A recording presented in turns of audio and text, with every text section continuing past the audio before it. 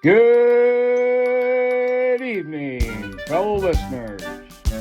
Welcome to Positively Entertaining Conversations, the place to go for things you don't know, but maybe you should. Our discussions are real, the laughter is for healing. Join us on a life's journey, complete with thrills and chills, and occasionally spills.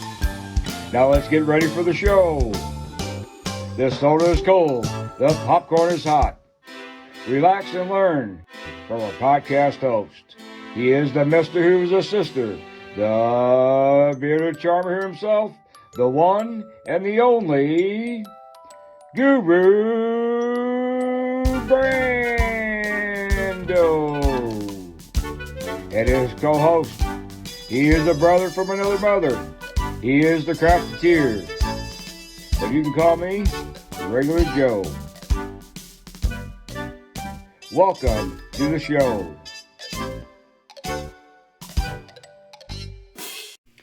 Hello, welcome to Positively Entertaining Conversations with me, your host, Guru Brando, and sometimes curious guest, Elizabeth. Just Elizabeth. No long title today, right? No. How about wonderful, fantastic, magical Beth? I'll take that. Yeah. That's a good one. And some of our people call you Liz. Yeah. So you could be Liz, you could be Beth, or you could be Elizabeth. Yes. Imagine that, right? Okay, today I want to talk about something that I talked about with Joe last podcast. And that was his idea of go big or go home. And he really believes that that's kind of a good thing to live by. Do you agree?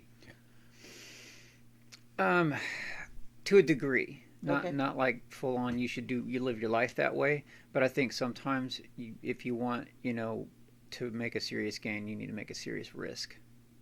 I like how you put that. So what we're dealing with is what we call black or white thinking, unhelpful thinking style. It's on my list of unhelpful thinking styles. Black and white thinking is basically binary thought. It's where you have two options, that's it. But what's in the middle of two options is this fantastic spectrum that's called options, right? So some people aren't at the same level as you. Some people can't go big, right? They might have a fear, a resistance, or any number of things. They may not have the financial means that you have, right? Yes. So they may lack a little bit. But does it mean that they're not worthy of that spectrum? No. So they deserve what they put in, right? Yes. So if you're always putting in big or putting in nothing, that leaves no competition. It leaves you only one or the other. If you put in big all the time, it's nothing but a life of extremes. Right. And so a lot of the time, whenever you can identify that you're being extreme, what can you say is that thought that's going on in your head? When you're being extreme, too extreme for you. Because there are those times.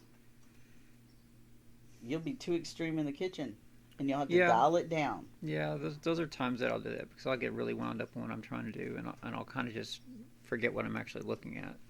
Well, to me, thinking binary, really looks like depression and anxiety. That's what it looks like to me because you have depression, the past, those negative thinking habits. You have those that are all down here at the no. If you say right or wrong, no or yes, you have no for wrong, right? Yes. If you say don't do that, that means no. So to me, that's what depression is. And whenever you're traveling through depression, you understand that no is the operative word, right? Because somebody will say, do you want to go have dinner? No. Do you want to, go out to the movies? No. Do you, want to do insert whatever here? And the answer is always no, right? Because you just don't feel like doing it. Yeah. It's a real low feeling.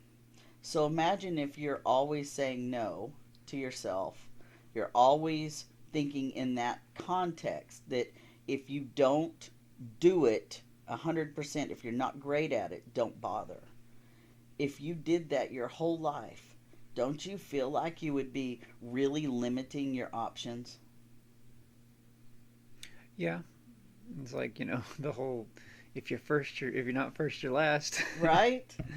And There can be second place and third place and fourth place. and there can also be a participant, right? Just a participant, and there can be a spectator too. So, in the grand scheme of things, you can play a magical part, give yourself that long magical title in life because you're worthy of it, because you deserve it, because those options, that big variety of options, that diversity is what makes life worth traveling, doesn't it? Yes. Because how did you feel when you were so extremely binary? Because let's get this clear. You are still binary. To a degree, I am. And to me, it's difficult to understand. I can acknowledge it, absolutely. I acknowledge that you still very much think in binary terms. That means only giving yourself two options. Right. And that's in a lot of things. So while you're doing that and processing through that, you've got me over here adding chaos. Right? Yeah, I'm working. I sprinkle in the chaos. I'm working to unlearn some of that. How do you unlearn that? How do you unlearn that one extreme and the other extreme aren't the only ones that exist?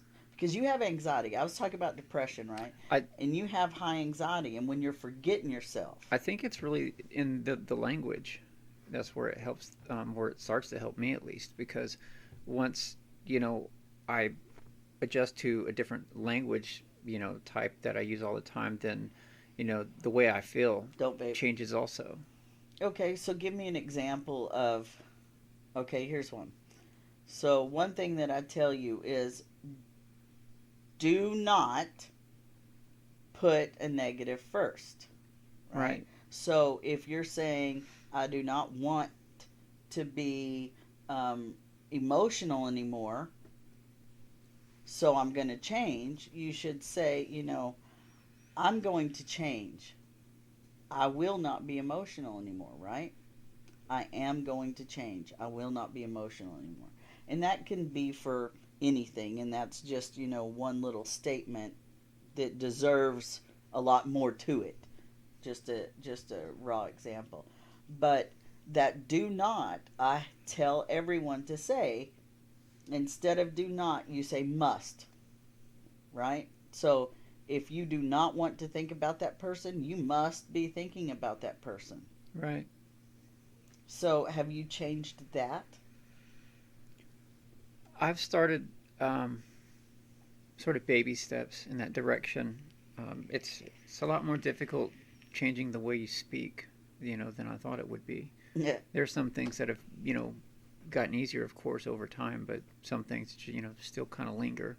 And, a lot of negative speak is one of them. And it just, I just have to be aware of what I'm saying in the moment. And then I'll be able to, choose my words correctly. Okay, your words like what? Like trying. Oh, okay. Trying's the big one. Don't say trying. You're not trying to do anything. You're doing, right? If you stop using trying, I'm trying to get this done, you'll actually stop trying. Because if you tell yourself every single day that you're trying, you give yourself an excuse not to do, right? Yeah. Is that what you were doing? I think a lot of it is like if I use the word try, then I don't put in as much effort than if I use the word I'm doing this. Yeah, because that's accountability. If you say try or I like to believe or I like to think, that means try. Yeah. Gives me a chance to add in that variable of failure or procrastination. Yeah, and also the word hope versus faith. So the difference between hope and faith is trying and doing. Right. Right? It's the black or white thinking. It's the right or wrong, the yes or no. It's the same sort of thing. So when you say hope and faith, you can have hope, absolutely, if that's what gets you through, but understand that's a survival. Try, need, that's all survival. So if you're surviving, there's nothing wrong with that. It's great that you're surviving. But what we're talking about is having a thrive mindset, right? A growth mindset. So what you have to do in order to do that is bump up your language. Get some emotional intelligence through language and say, you know what? If I want to be better than the day I was before, I have to have faith in myself to do it. Right? You have to have faith in yourself to do it, to make the difference. Yes. To be the difference. And sometimes it's as simple that faith builds with just one step. One single step forward is all it takes. How was your faith built that you were actually changing your cycle of behavior? I think, over the course of identifying, that how, like, when you kind of look back on yourself and you're like, oh, you cringe. Yeah. Yeah. And I find that, I'm doing that with times that are even more recent, like maybe as far back as maybe a year ago. I'm going, ooh. So I can see how much I've changed from that point. Because that's the one thing, the key to acknowledging success in life in general is to actually feel like you're making progress. Yeah. And can you now look around? The one statement you said all the time was, I can't be around people. Yeah. I can't be around people. You would go out of your way to avoid people. And it is so much easier to make a goal than an excuse. And you made an excuse for so long that it just zapped your energy all the time. At the end of the day, you had made so many excuses to not be doing something that you were exhausted from making excuses. I mean, within yourself, do you remember those days? Like choosing to just entertain yourself. Yeah, I surely do. And I know that's one you look back on now and cringe. Mm-hmm. Is how much you used to just check out and play video games. Oh yeah. So at your worst, how long were you playing? And I'm talking about in adulthood, in recent.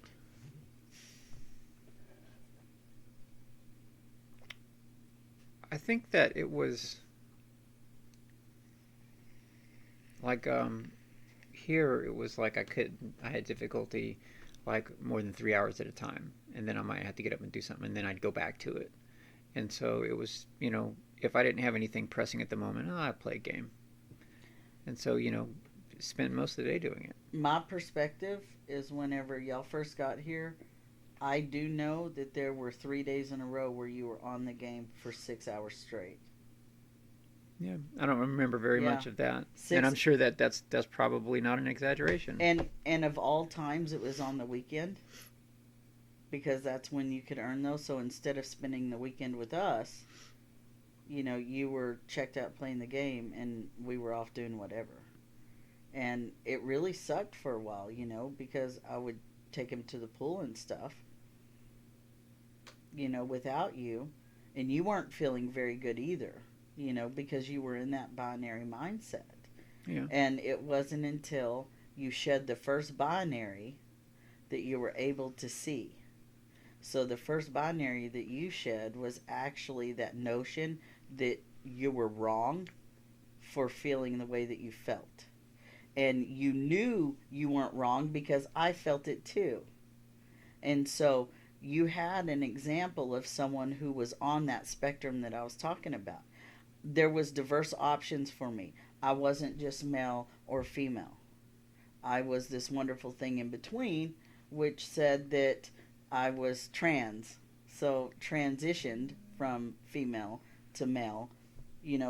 I chose to transition. I didn't have to. I mean, I wasn't going to die unless, it was by my own hand, which I can't say that I would have or wouldn't have, because I just didn't entertain that until I did entertain that. And that was that binary again. I either wanted to kill myself or I absolutely didn't want to kill myself. Yeah, right? And right. It's like either we could fully accept our gender or we couldn't. But there was no gauge in between until I found that gauge in between. And then I was like, oh, wait. The only reason why I'm upset is because people won't treat me like a man. People won't talk to me like a man. That's why I'm upset, because this is who I am, and it pisses me off every single time some guy wants to hook up with me because they're not seeing the buddy that I am. They're seeing the chick that I am. And that alignment came for you also, where you were like, oh, I get it. I have to do this. When you changed that first part and you decided that you weren't wrong for feeling that way and we weren't wrong, then you were able to actually claim trans woman. Right. Up until that point, you just said, I'm a woman, I'm the same as a woman, this is it.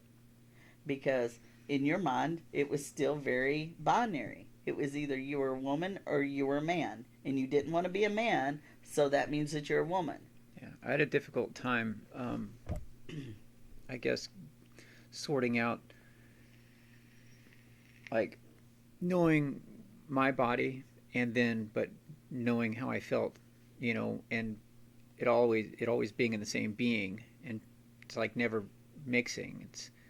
It was just, constant chaos. Yeah, it's like you would hang out, with the guys and totally distract and entertain with a video game or with a movie or whatever you could do to distract yourself from hanging out with the guys. You would do that so much to the point where you weren't even existing in life. You were just always entertaining yourself. Yeah.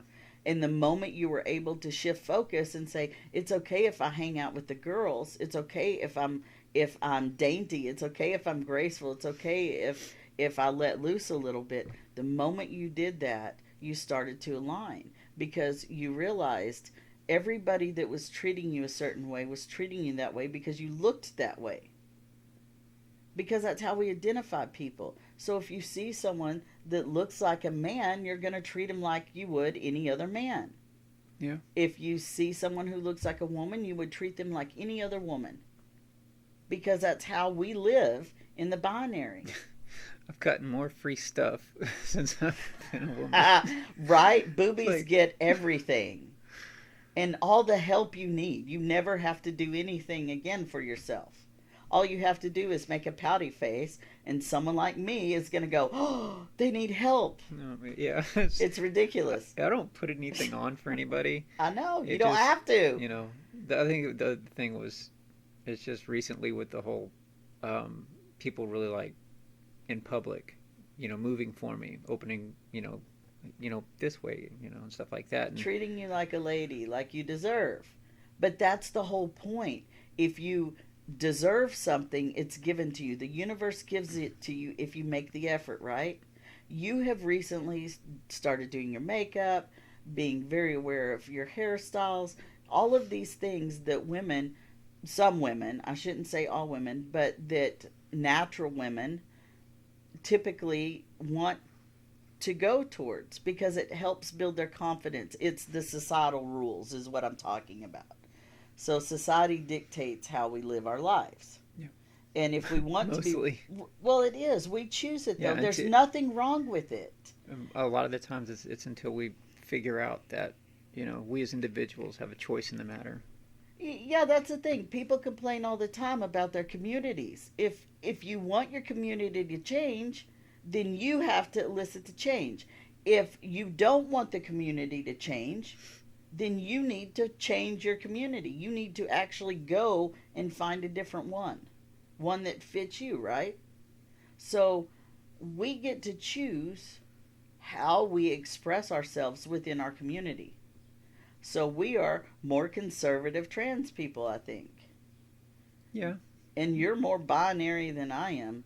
I'm queer as hell. I'm all over the board. And that's just who I am.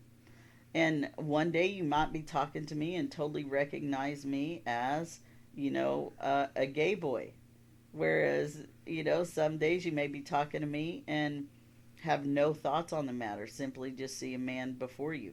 And what determines that is your own judgment of yourself, right? So no one's even going to be thinking anything about my gender or about who I am unless they're judging themselves against me.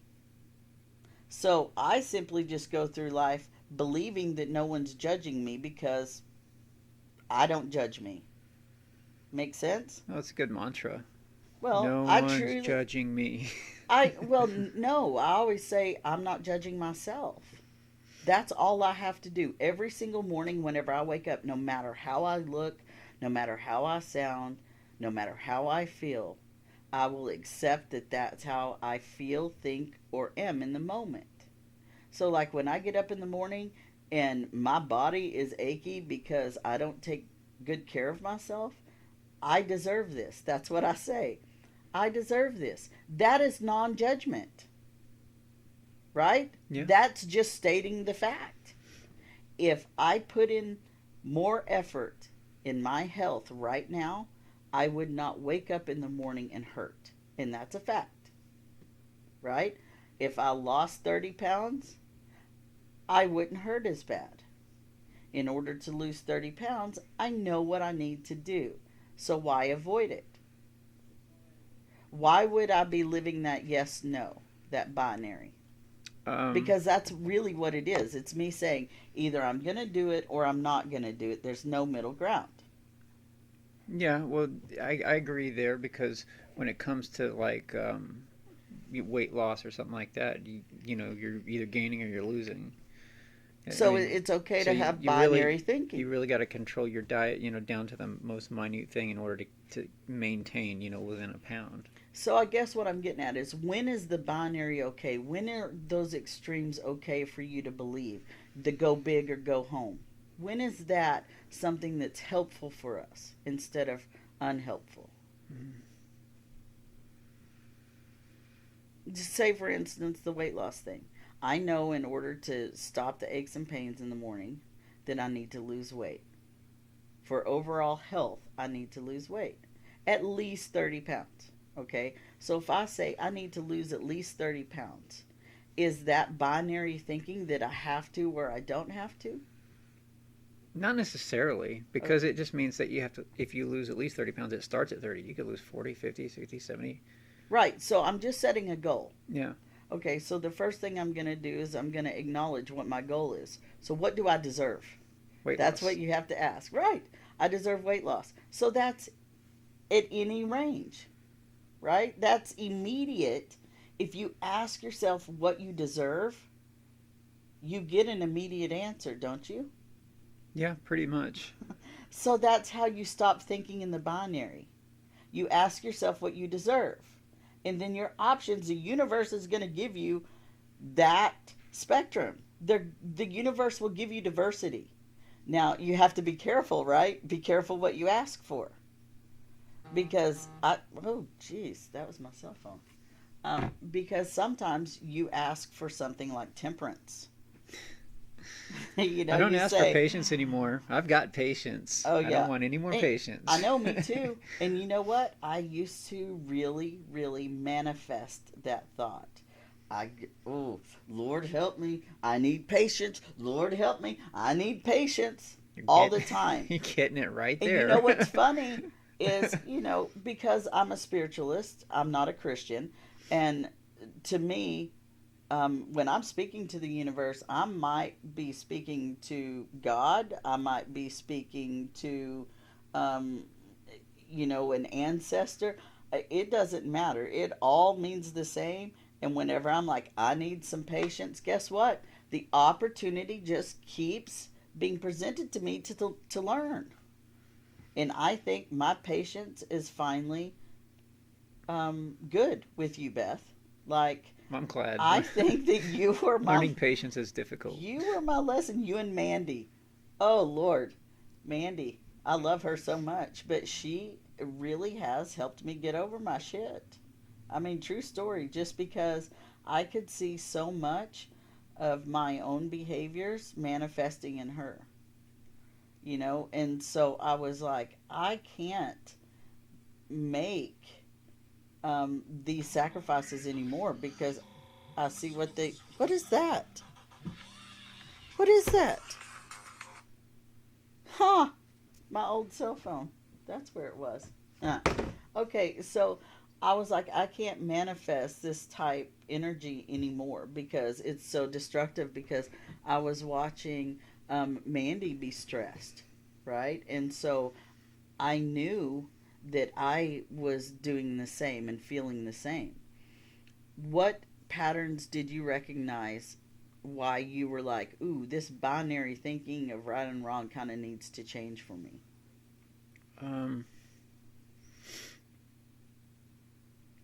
I think whenever I really accepted myself, then I had to really start to acknowledge that, that this binary is probably bullshit. And are you talking about accepting your gender or accepting the fact that you had depression and anxiety?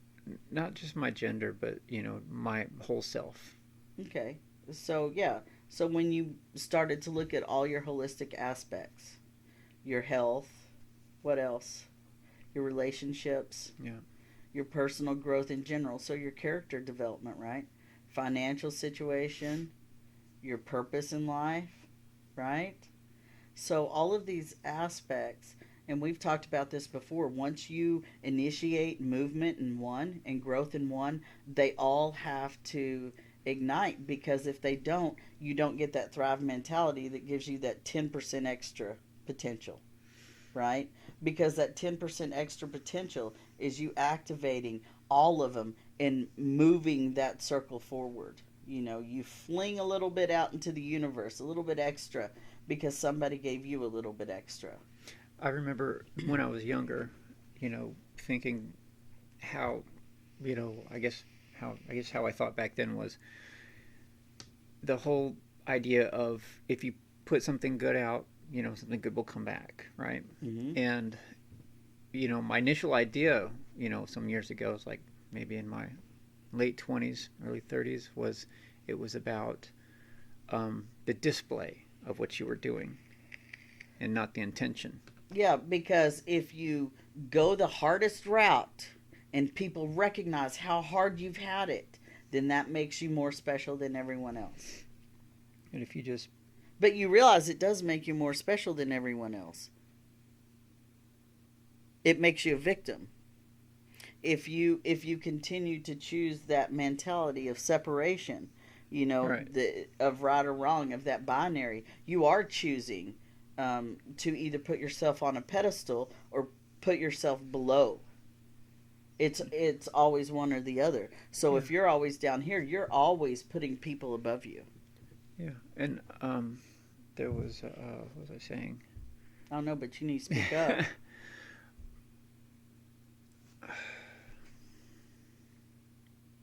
Well, you're talking about your holistic change. Right. And throwing... Oh, right. And now that I got to the point of whenever I do something, in any positive way, there's no display feeling attached to it. I don't care if anybody sees it because it's just for my intention.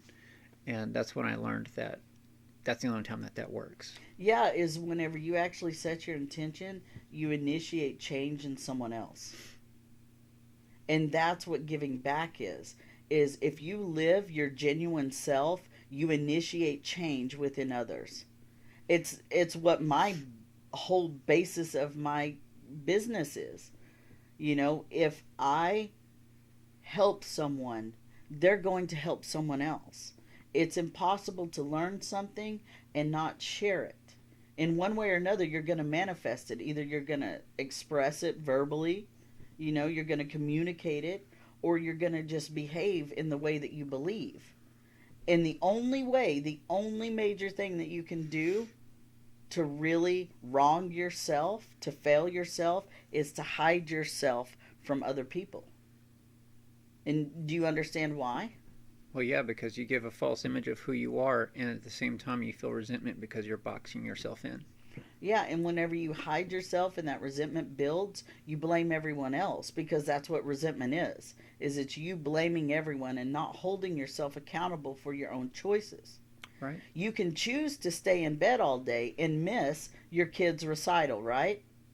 You can choose to do that. You can choose to say, oh, I have a headache, I just can't do it. Well, you must be able to do it. You can't say, I can't do it. I must be able to, because you probably have before. You know, you must be able to because other people are able to still function and not lay in bed all day. Right? Mm-hmm. They're able to get up and manage themselves and say, okay, I have a migraine. What do I do to get rid of a migraine? Am I on prescription medication? Or like me, do I smoke pot? Yes, I do. So I have a migraine coming on, I smoke some pot, and I get to moving. And if I can't, then I admit defeat, right? And then I'll say, okay, I'll limit this to an hour and a half, see if I can get rid of the migraine, and if not, then I go to step 2, right? How do you know when you're living the extreme? How am I going to know if I'm self-sabotaging again by manifesting ailments? How will I know that? I don't know how you'll know it. I know how I know it. Like, if I throw my diet out of balance because I'm eating too much meat, I have problems with my stomach. My stomach lets me know quick, fast, and in a hurry that if I don't stop it, I'm going to be yakking in the middle of the night. Yeah, and that's really unattractive. I'm just going to put that out there, you know, because I had the same issue. Because I would eat like shit and then go to bed and wake up in the middle of the night throwing up. Yeah, it's so sexy. Nothing will rekindle a marriage like vomit in midnight hours, right? Oh yeah. As long as there's no salmonella involved. And I'm just totally, I have to tell people, you are the loudest puker on earth. It's my soul coming out too. It is so ungodly, like, and unnatural. It's almost like, I don't know. It's my soul coming out. It really is. I've never heard anything. Oh, I have heard something like it. It is like that dog toy that we used to have. It's like, it was a really squishy pig-like thing, and you squeeze in, it made like the longest, loudest, most annoying, I guess, oink. And it almost sounds like that. It sounds like you're stepping on a pig. Right. It really does. It's like, it's an amazing sound. And if we could bottle that sound, I'm pretty sure that we could like sell it. At Spencer's? Oh, totally at Spencer's, because it could clear a room. Put it next to the old fart spray. I can tell you as soon as I hear it exactly what it is, and I'm like, oh God. Cigarette loads. And now, because we had salmonella together, now every single time I hear you puke, I check myself. Like, hearing you throw up makes me go, oh my God, am I next? I really wanted to die. Well, I did too. And you know what? I still had to go and get us medication, and I still had to go and do all this stuff while you were laid out on the couch. Yeah. And that's sort of what we're talking about, is what is the extreme? Because in that moment, I was throwing up every 15 minutes on the clock. Yeah, and so was I while I was driving. Just for the record, you and I were equally sick. Somebody brought us some Sprite or 7-Up. Yeah, that was day 2. That was day 2 when I finally had to call in reinforcements because you weren't going, and I absolutely couldn't do it again. So yeah, that's that kind of thinking. You know, it's like either you can or can't. Well, because you couldn't do it, I wasn't gonna die, right? So I got off my ass and did it. Yes, I was stopping and puking out of the car. But I got it done, didn't I? Did you puke at the store? I puked everywhere I was, to the point where I was just holding a bag and trying not to crap myself at the same time. It was pretty miserable, actually, now that you mention it. But nonetheless, I got it done, got back with it. We had the Imodium AD, right? And we also had the whole motion sickness, Dramamine. Yeah. Dramamine and Imodium and 7-Up. How did we get on this? Let's talk about something else. Hey, because this is relative. So we had all these things in place because we couldn't do one or the other. So yeah, what is the separation? Well, that was an extreme moment. Right, and that's what I'm trying to talk about, is how do you know when you're having unhelpful binary thinking, or when you're having critical thinking, decisions, the strategies that you have to go through.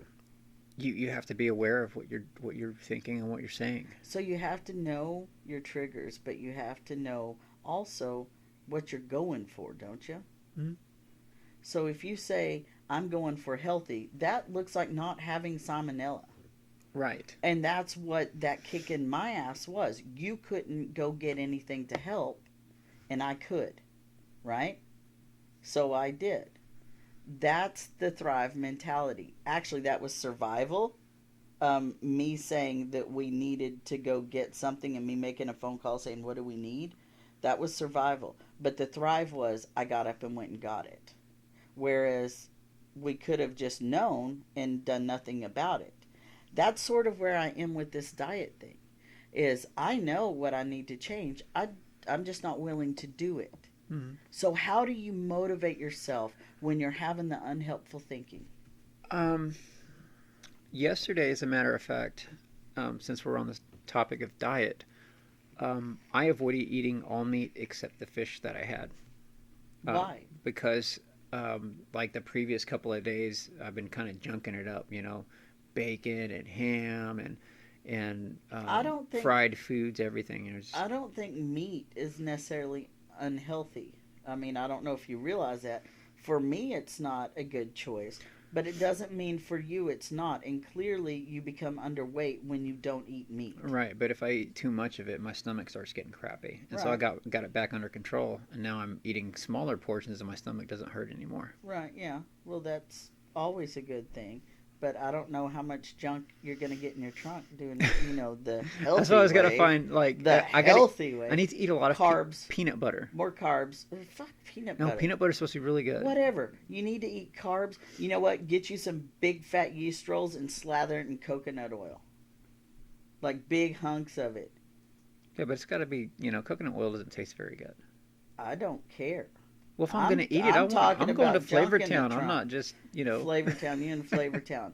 Oh, speaking of Flavortown, little Oliver was going to Flavortown yesterday. Speaking of peanut butter, too. He made a peanut butter jelly and honey sandwich. Yep. And Flavortown, he arrived. He is now the mayor. I went into the dining room, and he's like, this is so good!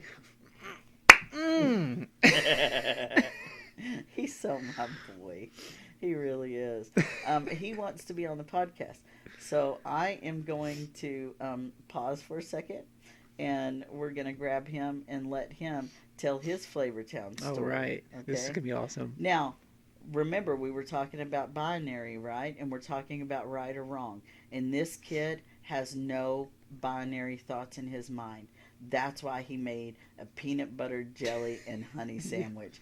Because why not all that three? kid likes diverse options. And our family, we have a lot of diversity in this one house. Yep. And we're a Munsters household. Yeah, and Carol moving here is going to add 8. So I think 8 is enough, right? Really See what I did there? 8 is enough, right? Okay, so I'm going to pause, get Oliver. Okay. Is he coming? Yeah, I will. How about I move over here? Okay. And then he takes a seat right there. Okay, Olive loves sitting in the tall chair. Oops, Okay. That one. That's the hot seat. That is the hot seat. Okay, so Oliver, welcome to Positively Entertaining Conversations. You are our sometimes curious guest, and you can't say the name I just said. What's another name we call you besides Oliver? Ovaler. Where did that name come from? I don't know. Here, scoot up. You don't know? You don't remember the story of where Ovaler came from? No. Because Lucas couldn't say Oliver. Oh. So he called you Ovaler. That's the same reason why Bubby's called Bubby. Yeah, because Alex couldn't say Quentin. Or Bubba. Or Bubba. So for some reason she called him Bubby. So we were just talking about binary and having options. And you made a pretty awesome discovery yesterday when you made a sandwich. What sandwich did you make yesterday? I made a peanut butter and honey sandwich. And? Oh, jelly. Yeah, don't forget the jelly. Okay, so I want you to tell me first, what kind of jelly was it? It was. I think it was just reserves. Preserves? Preserves. What kind? I don't know. You got it. What kind? Apricot? I don't know. It looks like grape. It looks like grape? Yeah. Grape preserves or something. I don't know. Might have been blackberry. There you go. Maybe. Blackberry Raspberry. preserves. Okay. So you had jelly, and you had honey, and you had peanut butter. Yeah. What made you put them all three together? And you got to talk loud. You got to talk into the mic right here. What made you put them all together? I was just thinking, like, all the time I had a peanut butter and honey sandwich, so I just thought of putting jelly in as well. So whenever you had that thought, did you get excited? Kinda, I guess. So tell me what it felt like. You said kind of. Tell me what that excitement felt like. You were standing in the kitchen and you're like, I'm going to make a peanut butter and honey sandwich. And then Jelly. you thought, oh, I could put jelly on it too, right? Mm-hmm. So when you thought that, did you hurry? Did you smile? Did you hurry and get some bread and get the stuff out? No, I just did it like a normal pace. Okay. So once you had the first bite and you saw how good it tasted, then what did you do? Did you get excited then? Kinda, yeah. So tell me about that excitement. What made it exciting? Like the taste. So you went to Flavor Town. Yes. Yes, you did. So would you highly recommend a peanut butter and preserve and honey sandwich? Mhm. You would? On what kind of bread? That's more options. White bread. White bread. Yuck. But I like wheat bread. Is that okay? I think it was wheat bread or white bread. I don't remember. So would it be okay if I put it on wheat bread? Yeah, Do you think it would be as good? I guess. You guess? The bread kind of tastes the same. Yeah, there's no right or wrong way to eat bread or eat a sandwich, is there? No. Because it all depends on what you like, doesn't it? Unless if you eat it like through. You could still eat it that way. It'd just be silly, wouldn't it? It would just be messy as well. Or it would be messy. Hey, Oliver. I must ask you a question. Do you want to hear the question? It doesn't stick. Hey, you want to hear the question? Yeah, sure. What have you done yesterday or today to impress the world? That means, how have you made an impression on someone, either today or yesterday? I don't really make an impression. You don't think that you do? No. I can tell you that being on the podcast right now, you're making an impression on people. What kind of impression do you think that you make? I don't know. Well, think about it. What kind of impression do you think you make?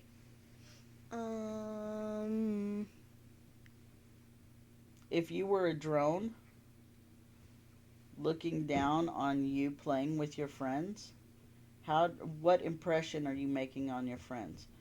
How do you act?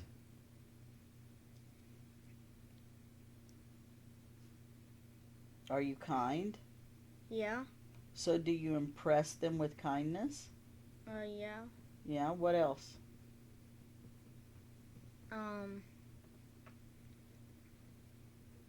Sometimes I usually take things seriously. Okay, so you think that you're serious? Yeah. Okay, so you impress seriousness. Mhm. I think that you're silly. And so I think that when people see you, they think that you're adorable and silly. Do you know why I think that? Why? Because I see you from an adult view, and you see yourself from a kid view, right? Yeah. Yeah. So that's why. Thank you for sharing all that. Do you want to share anything else with them? Do you want to impress something upon them? Oh no. Tell a joke.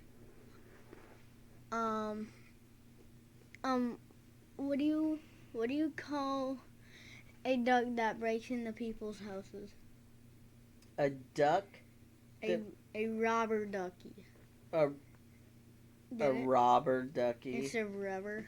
I got it. And where did the ducky go to get when he got sick? To the doctor. The doctor. You're silly. I like those jokes. Thank you for sharing those. I have a joke. Do you want to hear it? Yeah. Why are fire engines red? Because they're made of fire. What? I don't know. 2 plus 2 is 4. 4 times 3 is 12.